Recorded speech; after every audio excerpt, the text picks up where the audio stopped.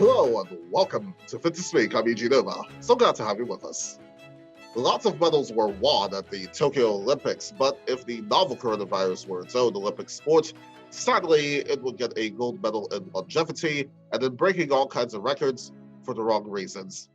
With the kids heading back to school, the young grown-ups going back to college, and perhaps the not-so-young grown-ups heading back to the office, or not, we ask, did the guidance from the CDC in lifting the mask mandate back in May put us on the collision course that we are in now, or are there different factors to consider? Pharmacist Safiya Ransome joins me today to answer that and a lot more in a few minutes.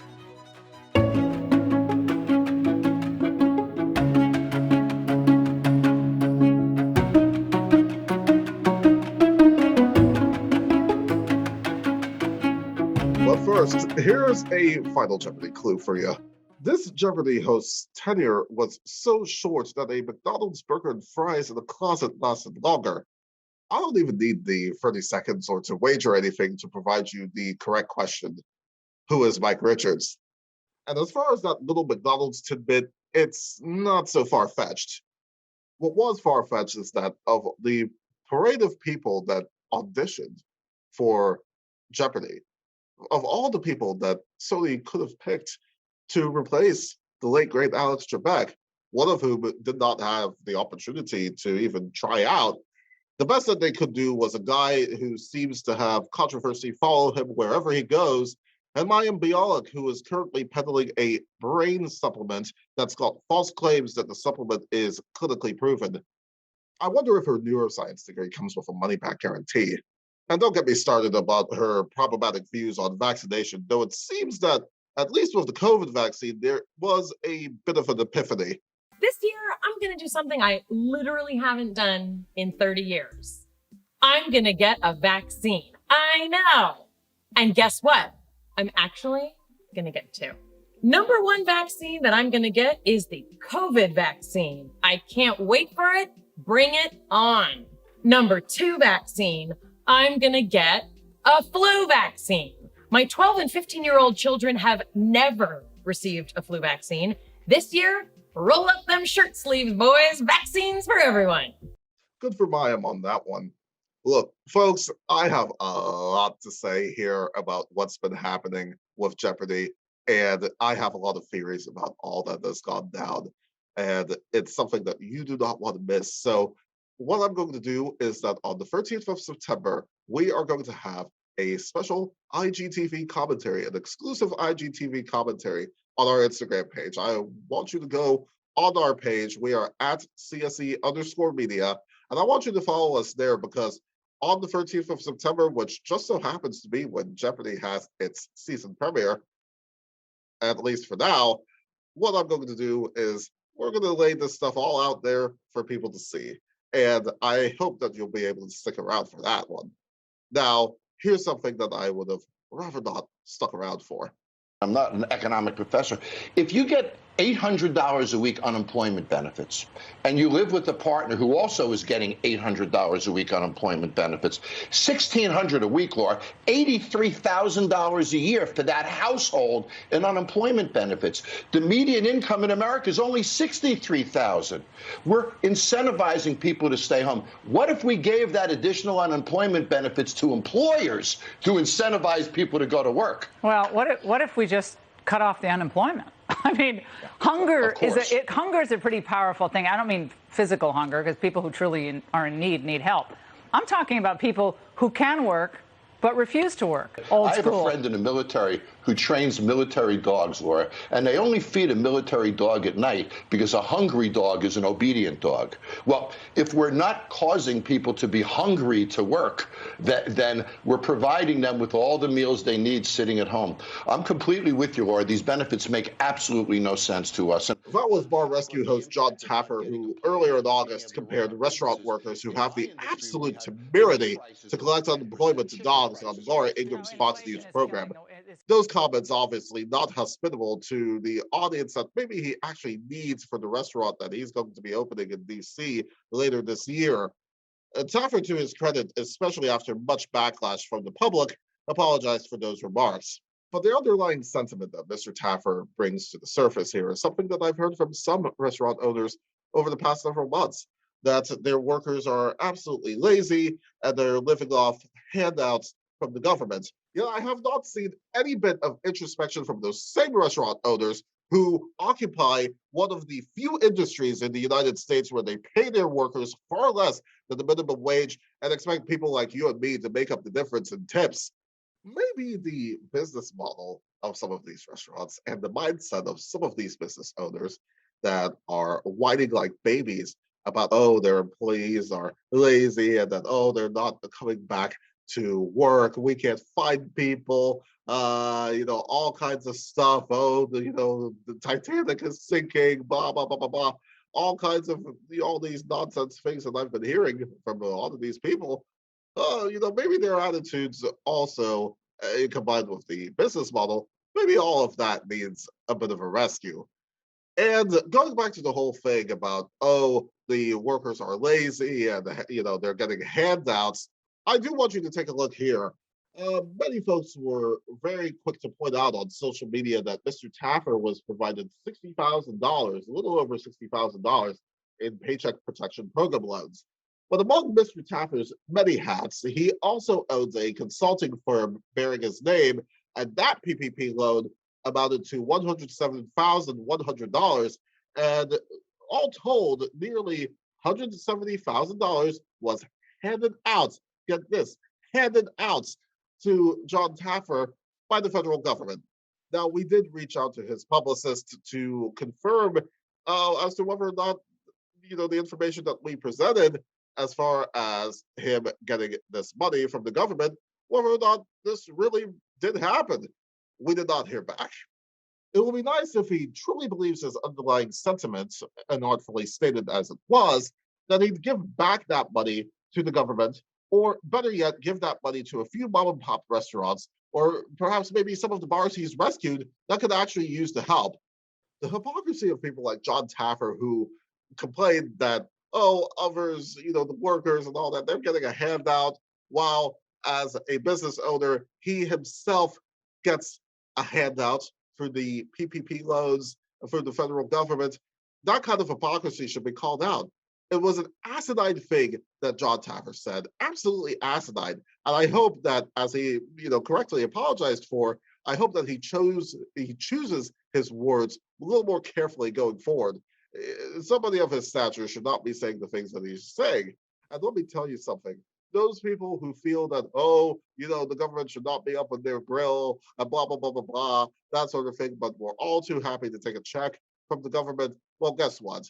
Let me tell you something. Write a check back to the federal government. Write a check to the government for the entire amount of the stimulus that you received. Because let me tell you, if you do not do that, then guess what? You've got no credibility and you sure as hell have no principles, and you're just as much of a hypocrite as Jon Taffer is.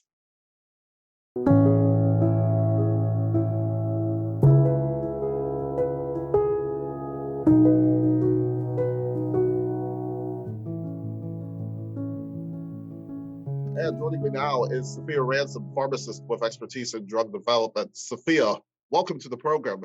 It is nice to have you on. And Hi, Eugene. It's great to be back. Absolutely, absolutely. We had you on in the February edition of the program, and we also subsequently had you on in the March and April editions. And I think we taped our interview in February for the March edition, and then we spread this out to April and May, because this topic was just so important with COVID. And then here we are 6 months later, and things haven't seemed to get any better. Right. I don't know, but still, I think that we want to dive right in here, and see what has happened over these past 6 months. And of course, what's happened in the time since has been the Delta variant. I mean, this has taken hold across the world and here in the United States. And when I think about the tipping point of what has happened here, especially when we think about the rise around the July 4th festivities and everything else, I really think back to the CDC lifting the mask mandate back in May Mm-hmm. for those who are fully vaccinated. And remember, this is without the really, it was without the measures that include the proof of vaccination and Right. vaccine passports and things of that nature that now many states, many places, New York City, San Francisco, and others are finally starting to put in. The CDC, of course, has now changed course. The time Mm-hmm. sense has changed course on the guidance, but did their previous guidance on lifting the mask mandate for fully vaccinated folks, did that get us to the point that we are in now? Was that guidance incorrect in light of what is happening now? So there's it's like a yes and no type of answer here. I do believe that their declaration in May was premature. However, it's not the only factor that got us where we are today. It's one of many factors. So not only did they have this guidance, we also still had an issue where there were people who were radically like defiant towards any type of guidance, and then vaccination and any other mitigation strategies like, quarantining, staying home, things like that, that would help in this situation. So, looking at the parts of the country where the Delta variant took over very quickly were unfortunately also parts of the country where this defiance is kind of like a cultural marker at this point. It is like a thing to be. And it kind of all snowballed together. Now, back onto the CDC, I really felt like it was absolutely premature call without having any type of enforcement, like you said, like proof of vaccination, and it left, businesses, schools, what have you, kind of in limbo because you cannot tell if someone is vaccinated or not. So if someone comes in with no mask on, you have to do the honor system. And, I really think that they fell into a trap politically where we're talking so much about masking. They really thought like that was the barrier for people, that people didn't want to mask anymore. So let's repeal the mask requirement if you get vaccinated, and maybe that should entice people to get vaccinated. But they didn't consider the fact that people are just being defiant for the sake of defiance. So whatever you say, they're going to do the opposite because that's kind of where they are. So it just comes to a point where, you can't ever make away with people who aren't going to reasonably respond to what society needs. Exactly. And the defiance, as we see, not just here in the US, but all around the world, a lot of Mm-hmm. protests against these requirements of masking and all of the other restrictions that a lot of places have done. It's a thread that seems to be continuing. With the stuff that I've seen in terms of, like, say, Harford County recently, and in some of the other jurisdictions across the country, I'm just thinking about the fact that schools are about to start or Yes. are going to be starting very, very soon. And the question really is that really what do you make of all of this really, for lack of a better term, resistance that has been shown across some of these places. And I Mm-hmm. think even at the higher education level, Indiana University, there were 8 students who tried to petition the Supreme Court to overturn that mandate for vaccination, requiring all the Mm-hmm. students to be vaccinated. That failed. The Supreme Court was like, no, we're not going to even entertain that. Mm-hmm. And then, of course, here in the DMV, University of Maryland was one of the few universities, but one of the first universities to announce the requirement that they will have all of their students vaccinated. So, really, what do you see here, Safiya, with all of this? Okay, so there's a concept. Now we're going to step a little bit out of the biological sciences and a little bit into the sociology for a second. So there is a concept that's called motivated reasoning, and you can look it up and read about it. But in a nutshell, essentially what it is that whatever your convictions or motivations are, you find the things that support that and you stick to it. It's like sticking to your guns in the face of opposition, of evidence, of anything else. And so motivated reasoning is what's powering a lot of what we're going through in this country, not just in terms of COVID, but in a lot of other political aspects. Almost anything that comes down to the quote unquote culture wars, it's all, bound together under this umbrella of motivated reasoning. These people who are, let's looking at COVID, let's look back, through history here. At the beginning, we had the lockdown, and they said, no, we don't want a lockdown. We have to go outside. Okay, so what did we say? All right, no more lockdown. Let's wear masks. And then they said, no, we don't want to wear masks.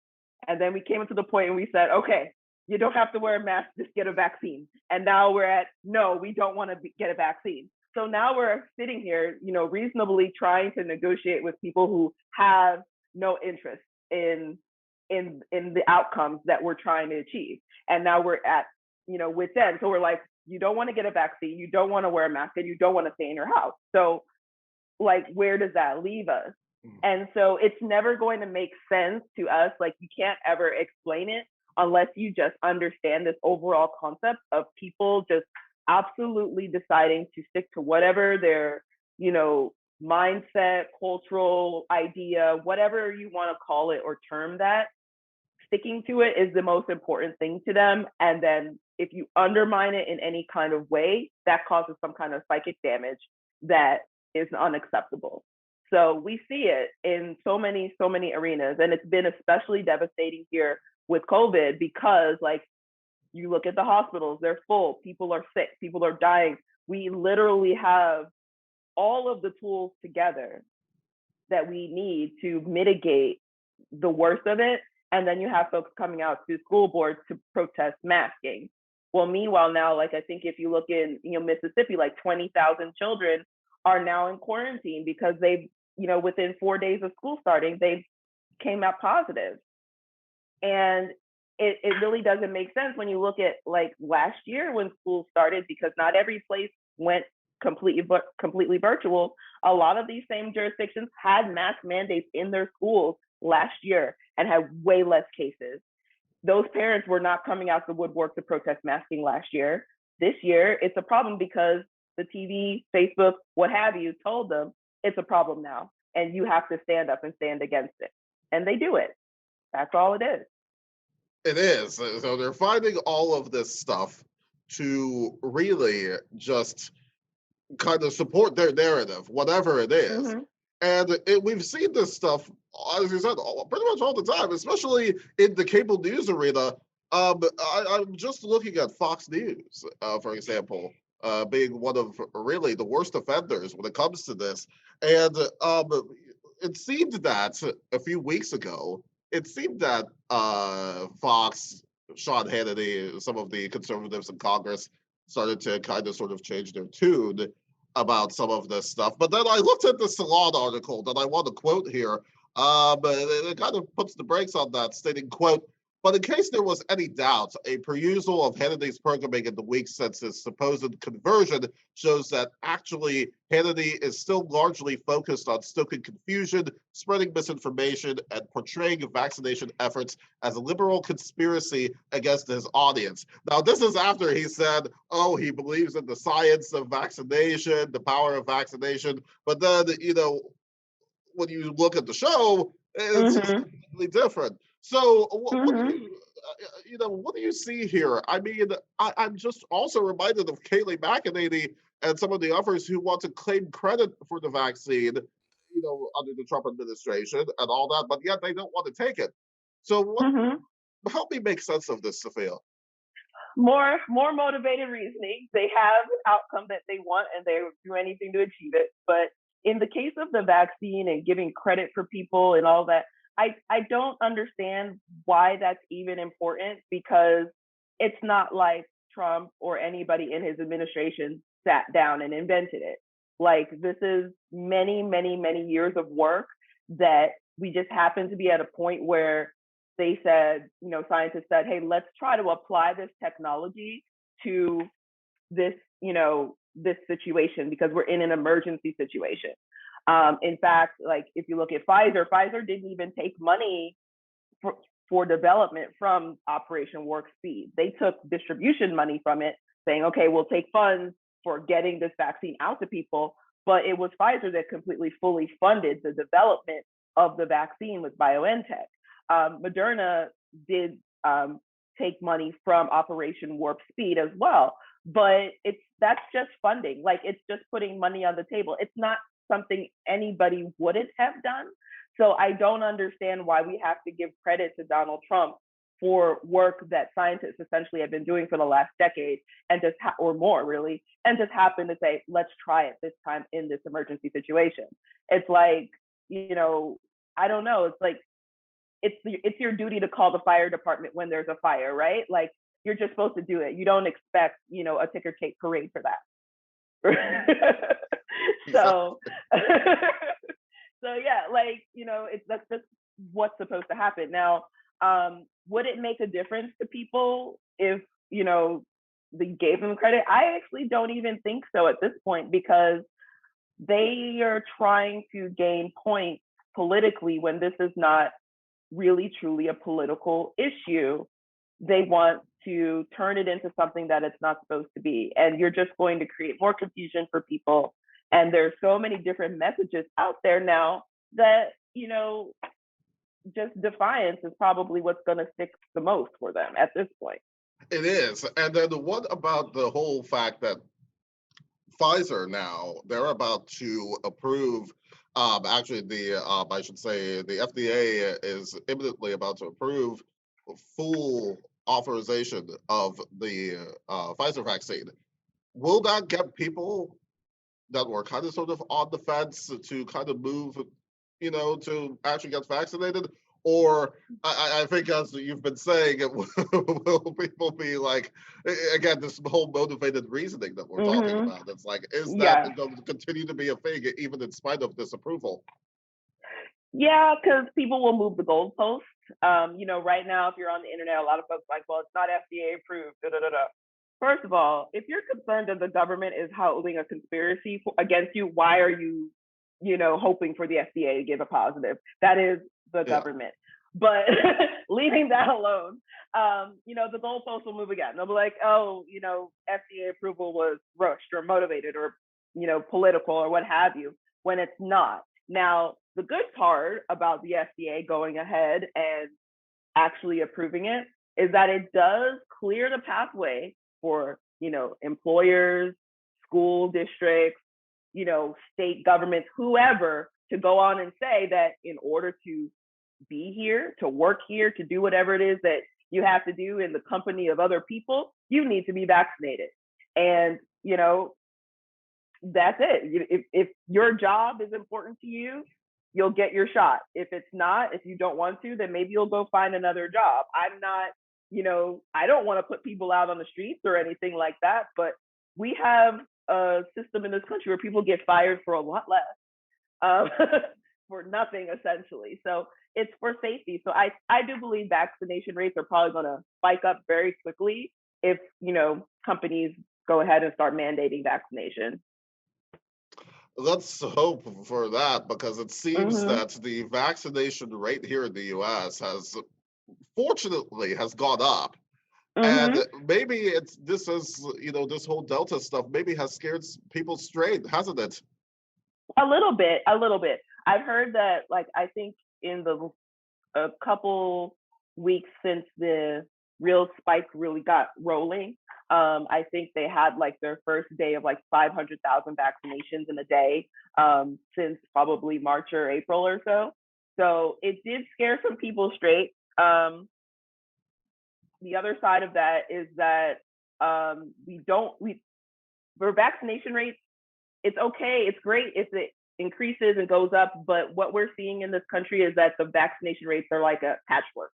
So, it's 70% here, maybe like in Maryland, but then in West Virginia, it's 60 or 50 or something like that. And then in Louisiana, it's 40, and in Mississippi, it's 35. that doesn't work. Like, because the virus knows no borders, right? And if your population, vaccines are a population level intervention. And if your population is not uniformly vaccinated, you're going to continue to get more outbreaks over and over and over again. So it's really like, yes, we have to absolutely get our vaccination rate up, whether it's New York or San Francisco or, places that apparently have high vaccination rates. We have to keep them up there, but we have to get them up in other places as well, because you're just going to continually get outbreaks and worst case scenario, more variants. With the rate of vaccination, we still have problems in reaching out to the minority populations. How can we continue to really make sure that minority populations, underprivileged populations, how can we continue to kind of sort of make sure that those populations, the underserved communities, are really getting this? Right. It's there's a lot of different methods that need to be employed.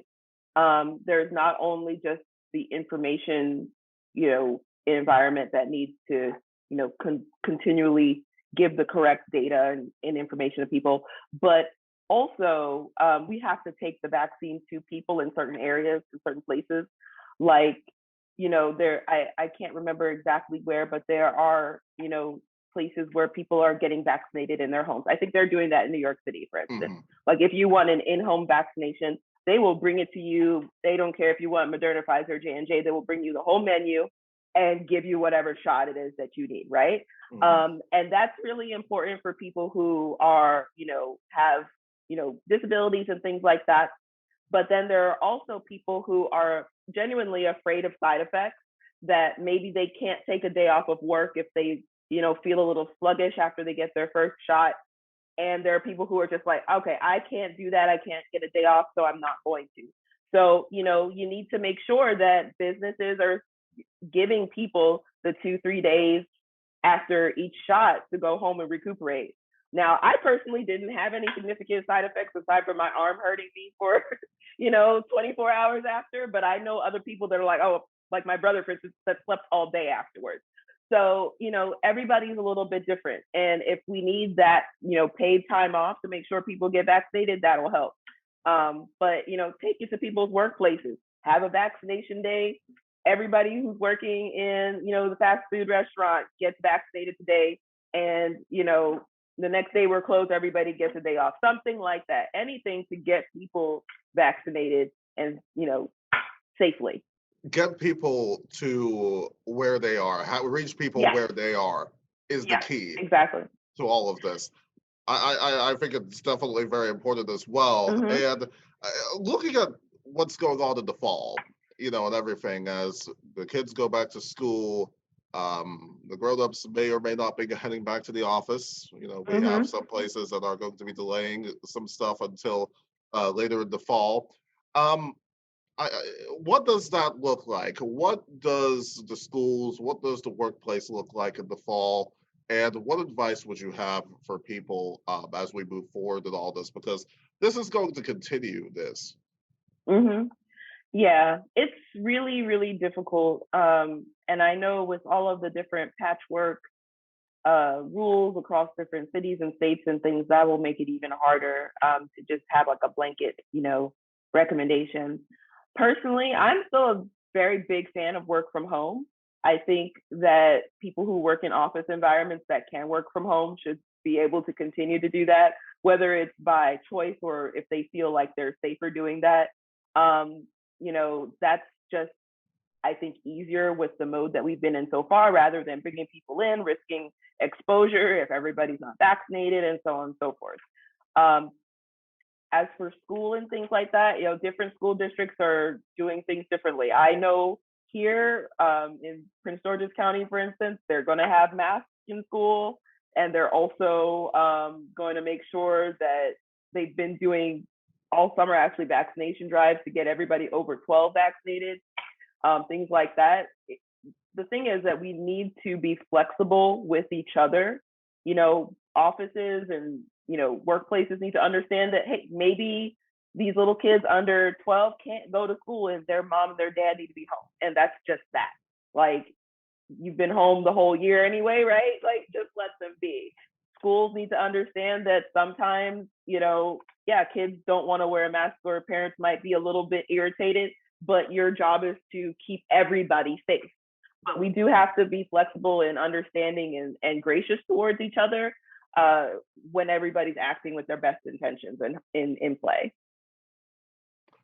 That is very important. I mean, all of this is. I mean, I think that we are starting to get to a point now where, with all of these requirements that are continuing up to this point, and in some cases have been reimposed by a lot of jurisdictions and that sort of thing. But I guess the final question, Safiya, is, has this now moved to becoming part of the greater good now, in terms of why we are now starting to see the proof of vaccination, the vaccine passports, et cetera, all of these businesses, airlines requiring all of this? Has this become, as we head to fall and the remainder of this year, has this now started to become part of the greater good as to why these guys are doing this? Yeah, I do think there's a genuine altruistic motivation of, this is what we need to do for the greater good. But on the other hand, people are tired. People are just tired of, again, we negotiated our way from lockdown to get a vaccine, and then folks are not doing it. So now it's coming down to, all right, you do it or you don't. But if you don't, you're gonna, be excluding yourself from society. And I know people find that, or it might be too strict or something like that, but that is how society works. We do things together for the greater good and exclude people that don't abide by it. Like, that's why we have traffic laws, for instance. You can't just say, I don't like red lights anymore, I'm not going to stop at them. Like, that's a problem. You're going to lose your driver's license. You don't get to do this anymore. And I know that, feels a little bit strange if you're applying that to going to concerts and going out or going to the gym or something like that. But I think it's necessary right now. I would challenge everybody to just grin and bear it for, a year and see where we come on the other side, because we could maybe clamp down and end this thing that your vaccine passport then becomes, no, like, you don't need it anymore. Like, okay, and maybe the COVID vaccines will become like a flu shot. Like, you get your flu shot every year or something like that, and you're good. Maybe you don't ever have to get another COVID vaccine ever again. Who knows? But if we all hunker down and cooperate for a little bit, maybe we can see how that'll work out. Maybe. There's a lot to be said, I think, about the kind of sort of the rugged individualism of the United States and the people in it, and then the kind of sort of, in a lot of other countries, the more collective part of society that I think, I think there's a lot to be said for both, but I think the collective part really is what's important. Yeah, it is. And I mean, yes, we do have a lot of like individualistic streak in America, but I definitely think that has been perverted by some pretty nefarious forces, because this is also the same country that pulled together for World War II, right? Like, people went into the factories and built victory gardens and did all of this stuff to make sure that the allies fighting overseas were going to have everything they need. Like, I grew up in this country. I know we have a lot of collective stories about how Americans came together and united and did something for the greater good. Now, whether you believe that to be true or not, that is also still part of our national mythos. And I don't see why now it's taboo, because we were supposed to always be, e pluribus unum, out of many, one, right? Like, that's the country's motto. So, we have freedom to be ourselves, but we also have always had a culture of cooperation that, at least on the surface, has existed in name. We should put the actual action to it, right? Getting back to our values, I think it has to be the key. Yeah. I think you can make a very good Captain America, let's do it for America case out of it. Sometimes rhetoric is all you need, and maybe we need to find the right rhetoric, but we can be supportive of each other throughout this. That's what we need. We need that support.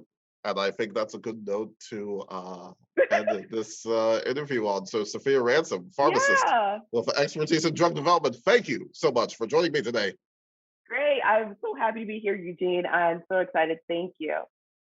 A couple of things before we go. On the September 30th edition of this program, I'm going to be headed to the University of Maryland to observe how students, faculty, and staff are adapting to the first semester back on campus in the COVID era. It's going to be very interesting to see, and I hope you'll be able to join us. And the only way that you can guarantee that you can see the episode is by subscribing and ringing the bell right here, youtube.com/the CSE channel. Also, Common Sense Entertainment creative director Raheem Dawodu Jr. will join us to discuss the recently released census numbers and what it means moving forward for the United States. Here's a little sneak peek. It's cool. Like, it's cool that this country is now changing, and there's more people from different backgrounds being able to express themselves. You go, like I said, in PG County, you go to certain neighborhoods or communities in PG County, and storefronts are in Spanish, signs are in Spanish, but along with English as well. And I think that's cool. I don't have any problems with that whatsoever. That's actually like a great thing for this country, for to see like a growing like Spanish-speaking population. Also, you're seeing a lot of like Black people moving to different parts of the country as well that they hadn't been before. Stronger Asian population, particularly like East Asian and South Asian. So that's all like really like good. Will it change things in America? That remains to be seen. Be sure to tune in. And thank you so much for watching. Listen, there's going to be a lot more where that came from, so you better stay tuned to catch it all. In the meantime, don't forget to follow us on all of our social media accounts for more information, including all of the bonus content that you'll see for today's show. And don't forget to subscribe and ring the bell, as I said earlier, on our YouTube channel so that you do not miss any of our episodes. And until next time, I'm Eugene Uba, and remember, we will not be silenced.